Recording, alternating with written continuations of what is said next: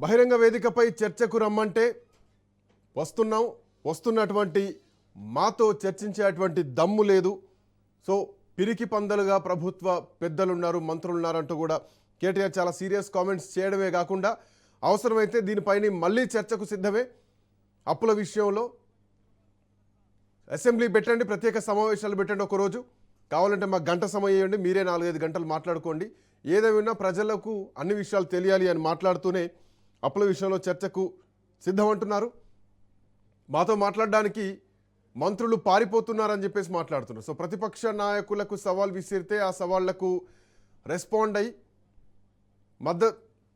సవాల్ని స్వీకరించి వచ్చి మాట్లాడతాం, ఆధారాలు చూపిస్తామంటే గన్ పార్క్ దగ్గర నుండి సవాల్ చేస్తారు. తెలంగాణ భవన్ నుంచి బయలుదేరితే గన్ పార్క్కు పోలీసులతో అరెస్ట్ చేపిస్తారు.